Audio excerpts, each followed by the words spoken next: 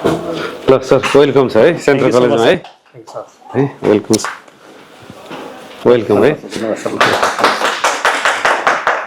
नमस्कार। यति बेला हामीसँग जापानको इस्ट ब्रिज कम्पनीका आदरणीय सरहरू हुनुहुन्छ र फुकोका इन्चार्ज आदरणीय शङ्कर केसी सर हुनुहुन्छ।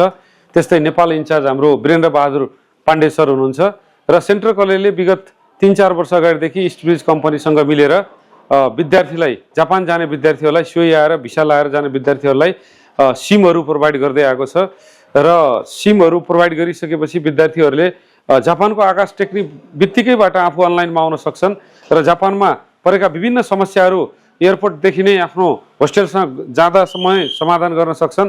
त्यस्तै इस्ट ब्रिज कम्पनीले जसले सिम लिएर जान्छ त्यो विद्यार्थीले त्यही सिमलाई कन्टिन्यू पनि गर्न सक्छ र नयाँ सिम पनि लिन सक्छ र सेटसहित फ्रीमा उहाँहरूले प्रोभाइड पनि गर्नुहुन्छ र हामीले सरहरूलाई वेलकम गर्न पाउँदा सेन्ट्रल कलेज परिवार आज भरतपुर वारलामा धेरै आभारी छ। धन्यवाद सरहरू आइदिनु भयो, एकदम धन्यवाद छ। Thank you.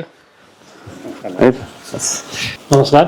आज यो सेन्ट्रल कलेज भरतपुरमा आउनु पाउँदा एकदम खुसी लागेको छ।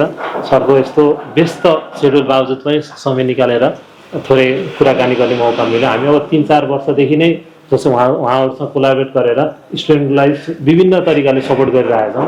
त्यसमा चाहिँ अब सेन्ट्रल कलेजले जसरी स्टुडेन्टलाई जुन खालको एउटा सपोर्ट गरेको छ त्यो एकदमै सराहनीय छ। यसले चाहिँ अब सेन्ट्रल कलेजको एउटा इमेजले गर्दा अरूले पनि स्टुडेन्ट कन्सल्टेन्टहरू जस्तो अब एजुकेसन कन्सल्टेन्ट मात्रै नभएर एउटा क्यारियर कन्सल्टेन्ट पनि भएको हिसाबले जसरी काउन्सिलिङ गर्नुभएको छ यसबाट चाहिँ सबैले अलिकति त्यही अनुसारको एउटा नलेज लिएर त्यही अनुसारको एउटा प्लानिङ गरेर गर्न जरुरी जस्तो लाग्छ। सक्सेसको लागि सरलाई धेरै धेरै धन्यवाद। आइदिनु भयो, एकदम धन्यवाद।